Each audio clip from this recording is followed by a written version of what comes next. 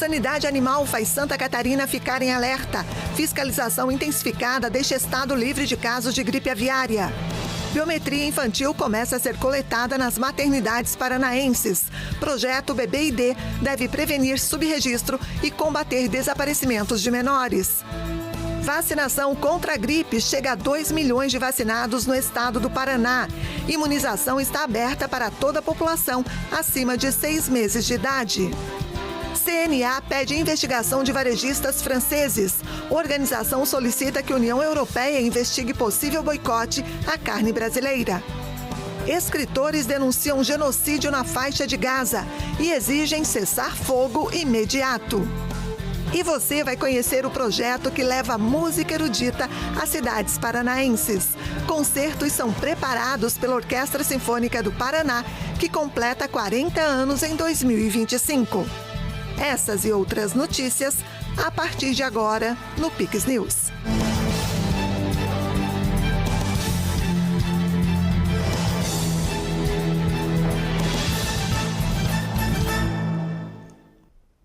Olá, sejam todos bem-vindos ao Pix News desta terça-feira, 27 de maio. Agora no horário de Brasília, 8h01. O governo de Santa Catarina tem intensificado o trabalho de fiscalização nas fronteiras para garantir a sanidade animal. Após o alerta nacional de gripe aviária, o estado está livre da doença. Mesmo após o descarte de 3 casos suspeitos de gripe aviária, Santa Catarina mantém reforçada uma rede integrada de monitoramento, fiscalização e orientação. As ações foram rápidas e o estado iniciou o reforço logo após o primeiro caso confirmado em produção comercial. A partir do momento em que o rebanho do Rio Grande do Sul apresentou o caso de influenza aviária no plantel avícola, Santa Catarina imediatamente disparou seu alerta.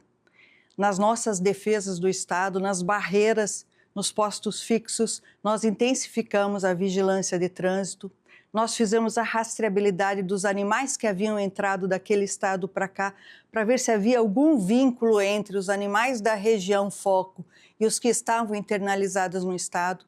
Nós fechamos o transporte, a passagem de aves daquela região do foco pelo estado de Santa Catarina, porque somos o corredor daquela região do Rio Grande do Sul para os demais estados do Brasil. O uso da tecnologia foi crucial no processo de fiscalização, garantindo agilidade na obtenção dos dados e das análises em todas as regiões do estado. Nossas coordenações trabalham integradas para fazer as investigações, então a gente atua aí com a epidemiologia, com o trânsito e com a sanidade avícola, em conjunto com a gestão, fazendo análise dos dados e também para ter um trabalho mais ágil e eficiente. Santa Catarina segue livre de casos tanto em aves comerciais como silvestres e as cidades que seguem alerta, já que estamos no período de migração. O nosso controle dentro das cidades do governo do estado permanece ativo, permanece em alerta. Esse é um trabalho constante e nesta época é o período de migração das aves.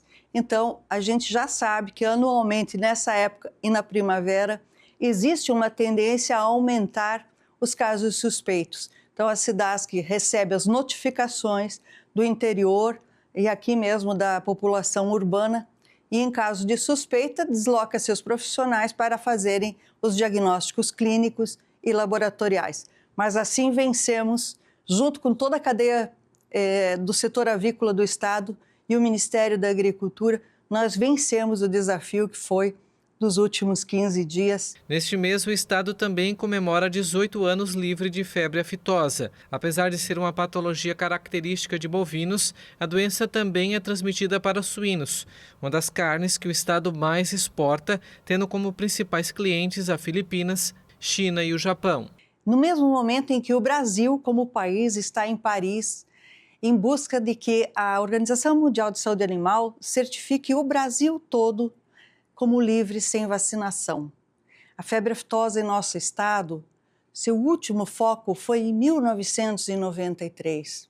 E isso é muito importante para nós, porque escreve toda a história da exportação de Santa Catarina, especialmente de suínos. Veja que em 1950 a Secretaria da Agricultura do estado, ela foi criada Depois disso foi criada a Cafaz, que é a primeira empresa que cuidou da defesa agropecuária do Estado. E em seguida, em 79, nasce a Cidasc.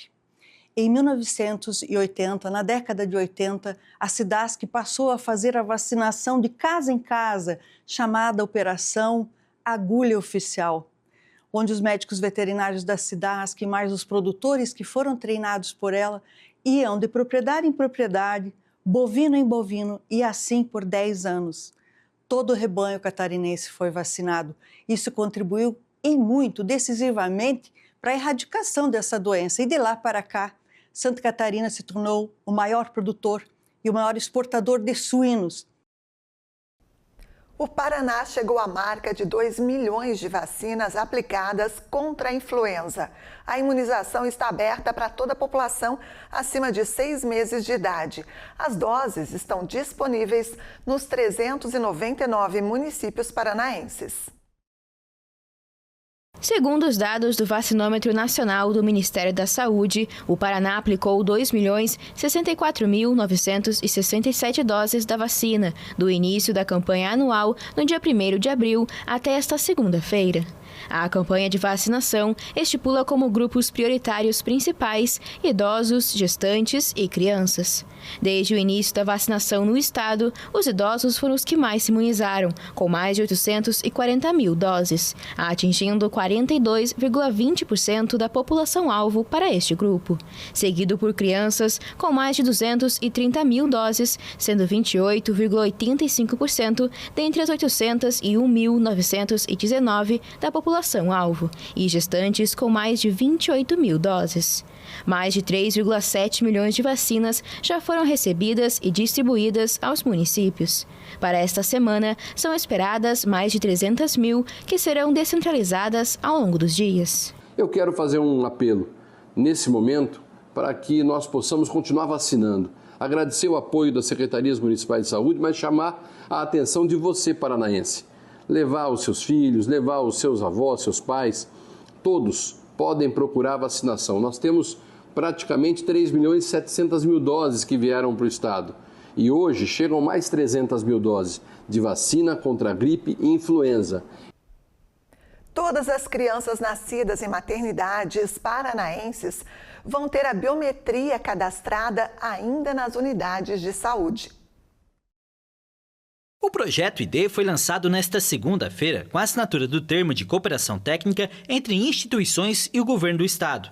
A ação, ligada ao programa Criança e Adolescente Protegidos do Tribunal de Justiça do Paraná, tem como objetivo garantir o direito à identificação civil desde o nascimento, evitar o subregistro e reforçar a rede de segurança pública, especialmente no enfrentamento ao desaparecimento de menores. Evidentemente que esse tipo de atividade não vai evitar a prática de crime. Só que uma criança raptada que tenha já sido identificada, ela terá muito mais chance de ser encontrada. Porque um dia, quando ela crescer, obviamente ela terá que obter uma carteira de identidade, um passaporte, um alistamento eleitoral militar, e nessa situação ela poderá ser identificada. Mas nós evitamos já de antemão, já com a identificação biométrica em maternidade, a troca de bebês em maternidades. E também o crime de parto suposto, em que aquela que a gestante se interna com a identidade de terceiros, né? E daí a criança já sai com o documento de nascimento com o nome de terceiro. Isso é inovador não só no Brasil, mas no mundo inteiro. O Paraná dando um passo muito importante junto com a Justiça, dando cidadania e principalmente dando uma cara, né, para esses bebês que realmente combatem com essa atitude do bebê ID, identificando esses bebês para diminuir o tráfico de crianças, para diminuir o extravio em maternidades, a troca de bebês em maternidades e dando mais segurança para a vida dessas crianças e importância. A iniciativa será aplicada nas 77 maternidades públicas do Paraná, beneficiando recém-nascidos, crianças de 0 a 5 anos e também as mães. O investimento será de R$ 2,8 milhões, com verbas da Secretaria de Inovação e Inteligência Artificial, por meio do Fundo Paraná. Então eu vejo que é inovação. O Paraná tem essa dedicação na inovação e agora a nossa função com toda essa conjugação de esforços, Tribunal de Justiça, Governo do Estado, Secretaria de Justiça, a Secretaria de Estado da Saúde ela é finalística. Nós temos os contratos com diversas maternidades, que são as nossas maternidades contratadas ou ainda as públicas, através dos nossos hospitais estaduais, hospitais federais. Então, nós vamos, de alguma maneira, expandir essa rede, expandir os testes para todo o Paraná. Antes da expansão, a proposta foi testada entre 2022 e 2024 na maternidade do Hospital do Trabalhador, em Curitiba. Durante este período, foram coletadas aproximadamente 240 amostras biométricas por mês, resultando em um total de 5.000 registros de digitais de bebês e mães. O projeto piloto confirmou a eficácia da tecnologia, o que permitiu a criação de um protocolo específico para aplicação nas maternidades públicas. A tecnologia usada no BBID foi desenvolvida por uma empresa paranaense e tem capacidade para impressões palmares e plantares dos recém-nascidos em alta definição, ainda durante a internação hospitalar, de forma segura, ágil e confortável. De agora em diante, as nossas crianças serão identificadas e garantidas. No mundo inteiro não tem isso. Aqui no Paraná tem. Uma operação da Polícia Civil do Paraná foi deflagrada nesta terça-feira na região metropolitana de Curitiba. O alvo, um grupo investigado por tráfico de drogas e inserção de celulares dentro de uma unidade prisional. Acompanhe a reportagem. A Polícia Civil do Paraná cumpriu nesta terça-feira 18 mandados judiciais contra suspeitos de envolvimento com crimes dentro do complexo penitenciário de Piraquara, na região metropolitana de Curitiba. A operação, que contou com o apoio da Polícia Penal, mirou um grupo investigado por tráfico de drogas, corrupção e inserção de celulares no sistema prisional. 7 pessoas tiveram a prisão preventiva decretada e 11 endereços foram alvos de busca e apreensão nas cidades de Curitiba, Piraquara, Colombo, Campina Grande do Sul e 4 Barras. As investigações começaram em janeiro deste ano e apontaram o envolvimento de um policial penal aposentado. Segundo a Polícia Civil, ele recebia dinheiro para facilitar a entrada de drogas e aparelhos telefônicos na unidade. A Polícia Penal do Paraná reforçou que segue protocolos rigorosos para garantir a segurança nas prisões e que operações como essa são fundamentais para manter o controle nas unidades sob gestão do Estado.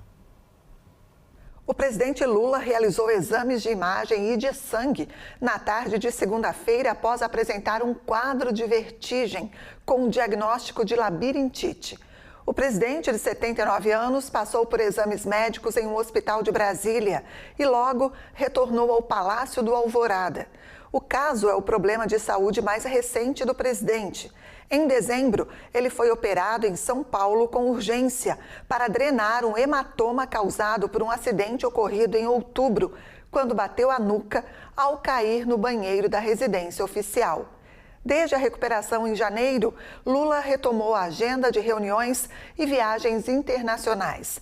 De acordo com a Secretaria de Comunicação, o presidente está bem, mas segue em repouso.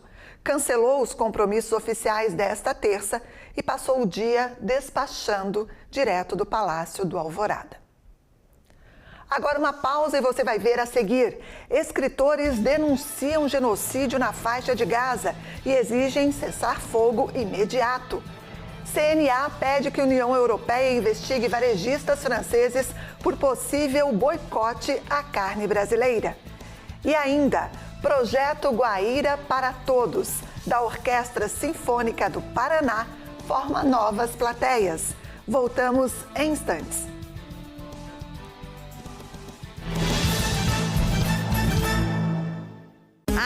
Quanta promoção no Comprão! Ai, que descontão! No Comprão sempre dá pra levar mais. Cebola cabeça, R$ 2,99 o quilo. Banana caturra, R$ 1,49 o quilo no Clube K. Contra filé ATC a vácuo, R$ 39,79 o quilo. Feijão preto reserva, 1 quilo, R$ 3,69. Açúcar extra fino doce açúcar, 5 quilos, R$ 16,99. Lava roupas brilhante, 4 quilos, R$ 29,99. Melhor preço é no Comprão. Ai, que loucura! Mais importante que falar dos 46 mil benefícios oferecidos em universidades catarinenses é falar das histórias que o programa Universidade Gratuita está ajudando a escrever. Em 2 anos, o governo pagou as mensalidades de milhares de alunos, tornando possível o sonho da faculdade em todas as regiões do estado. Informações, acesse o site. Programa Universidade Gratuita. Oportunidade para quem precisa. Governo de Santa Catarina. O que é Garopaba? É luz, é verão, é esporte, é música, é tainha, é tempero, é história, é encanto, é tradição, é cultura, é pra criança, é pra família. Garopaba é a Garopaba. Venha viver de perto. Hoje eu vou te mostrar qual é a boa em Santa Catarina. 20 centímetros de qualidade. Essa é a boa. E esse trecho tá aqui, é um tapete. Olha aqui, um investimento gigante. Já são mais de 50 obras e ainda tem muito trabalho pela frente. Escuta aí o que o povo tá achando do Estrada Boa. Estrada Boa vai trazer desenvolvimento. Agora o negócio tá indo. Patrola trabalhando, os caminhões. Melhor ideia que tiver de fazer de concreto. E com certeza vai melhorar para todo mundo. Estrada Boa, Governo do Estado de Santa Catarina. Estamos de volta agora, 8h17. Vamos com alguns destaques internacionais. Centenas de escritores denunciaram o que foi chamado de genocídio na faixa de Gaza. Eles exigem um cessar-fogo imediato na região. Cerca de 300 escritores francófonos, entre eles os vencedores do Nobel de Literatura, Annie Ernaux e Jean-Marie Gustave Laclésio, denunciaram em um artigo publicado nesta terça-feira o genocídio da população em Gaza e exigiram um cessar-fogo imediato. O artigo publicado pelo jornal francês Libération afirma que foi urgente qualificar os crimes cometidos contra civis nos ataques no Hamas de 7 de outubro de 2023 como crimes de guerra e contra a humanidade, assim como é necessário nomear como genocídio os acontecimentos atuais. O texto continua com exigências de sanções contra o Estado de Israel, além de um cessar-fogo imediato, a libertação dos reféns israelenses e dos presos palestinos. Em resposta ao ataque sem precedentes executados em 7 de outubro de 2023, no sul de Israel, por comandos do Hamas, infiltrados a partir da faixa de Gaza, o exército israelense executa há mais de 19 meses uma ofensiva no território devastado e tomado pela fome. Desde 17 de maio, Israel intensificou a ofensiva com o objetivo declarado de tomar o controle total da faixa de Gaza, além de aniquilar o Hamas e libertar os reféns. O termo genocídio, rejeitado com veemência por Israel, divide os observadores da guerra. As acusações se multiplicam, procedentes da ONU, de grupos da defensiva dos direitos humanos e de um número crescente de países. A Confederação da Agricultura e Pecuária do Brasil, principal associação agrícola do país, pediu nesta terça-feira que a União Europeia investigue um possível cartel de varejistas franceses contra a carne bovina brasileira em 2024, o que violaria as regras de concorrência do bloco. A influente CNA acusou 4 dos maiores grupos varejistas da França de boicotar a carne bovina brasileira em novembro do ano passado. A organização alega que os 4 grupos fizeram declarações destinadas a difamar produtos de carne dos países do Mercosul, sem nenhuma justificativa técnica para isso. O episódio eclodiu quando o Mercosul e a União Europeia se aproximavam da conclusão de um acordo comercial anunciado em dezembro de 2024 e fortemente contestado pela França. Os agricultores europeus, especialmente os franceses, temem que o acordo abra portas para uma concorrência desleal. O CEO do Carrefour, Alexandre Bompard, disse aos sindicatos franceses em novembro que a rede de supermercados não venderia carne do Mercosul. A organização alega que as 4 redes não tinham evidências científicas para apoiar essa posição pública. E a medida representou ainda um duro golpe para a imagem de um importante setor exportador brasileiro.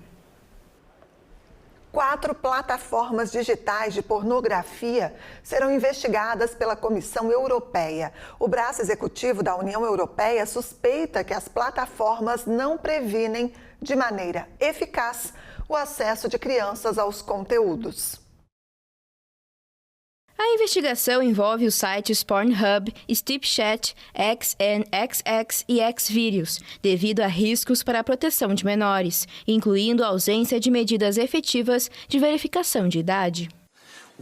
Suspeitamos que estas plataformas pornográficas não estão avaliando e mitigando adequadamente os riscos derivados dos próprios serviços e não estão prevenindo de maneira eficaz que crianças acessem conteúdos para adultos. Vamos realizar uma investigação exaustiva e convidaremos as 4 empresas a cooperar durante todo o processo. A comissão destacou que as plataformas online devem garantir que os direitos e os interesses das crianças sejam fundamentais para o design e o funcionamento dos serviços. 4 pessoas continuam hospitalizadas em estado grave nesta terça-feira, um dia após um carro atropelar a multidão que comemorou o título de campeão inglês do Liverpool. Um incidente que deixou mais de 50 feridos. O atropelamento na segunda-feira à noite provocou a hospitalização de 27 pessoas, incluindo crianças. Apesar de uma chuva torrencial, centenas de milhares de pessoas se reuniram nas ruas da cidade para comemorar o título do Liverpool na Premier League, após a disputa no domingo da última rodada da competição. Quando o desfile estava prestes a terminar, um veículo atropelou a multidão. A polícia informou que o motorista, um britânico de 53 anos da região de Liverpool, foi detido. O Reino Unido acordou em choque nesta terça-feira. Scenes of joy turned to utter horror. Cenas de alegria se transformaram em horror e devastação absolutos, e meus pensamentos e de todo o país estão com os afetados, os feridos, o que inclui crianças, famílias, amigos, toda a comunidade, torcedores do Liverpool em todos os lugares. E o Liverpool está unido e todo o país está com o Liverpool. Gostaria de agradecer aos socorristas que fizeram e continuam fazendo um trabalho fantástico. Há uma investigação em andamento. Estou sendo atualizado e conversando frequentemente com o prefeito Steve Rotheram. A Força de Segurança descreveu o atropelamento como um incidente isolado, que não está sendo tratado como um ato terrorista. E tem novas informações sobre o caso. De acordo com as autoridades que investigam esse incidente, o homem de 53 anos, preso depois de atropelar uma multidão em Liverpool, permanece sob custódia por tentativa de homicídio e por dirigir sob a influência de drogas. A polícia acrescentou que 11 pessoas permanecem hospitalizadas em condição estável, de um total de 65 feridos. O incidente aconteceu durante as comemorações pelo título inglês do Liverpool, que promoveu um desfile em carro aberto no centro da cidade na segunda-feira. Um projeto da Orquestra Sinfônica do Paraná tem levado a música para além das paredes do Teatro Guaíra. O projeto Guaíra para Todos ajuda a despertar o gosto pela música erudita na população pouco familiarizada com esse universo. A iniciativa já passou por 14 cidades no estado paranaense, formando novas plateias.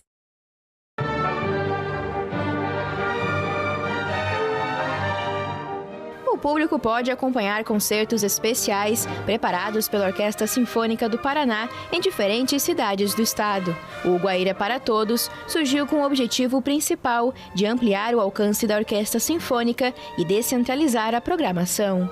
A iniciativa deu tão certo que, de uma ação pontual em regiões periféricas da capital, acabou tornando-se um projeto fixo da Orquestra Sinfônica, expandido para outras regiões paranaenses. Temos um público muito, que abrange um público muito grande, mas sempre no espaço do Centro Cultural Teatro Guaíra, do Guairão, com essa ideia de também colocar a orquestra, que é uma orquestra sinfônica do Paraná, esse objetivo de fazer uma espécie de um piloto num primeiro momento, onde a gente tocava programações mesclando clássico e popular nessas regiões periféricas de Curitiba.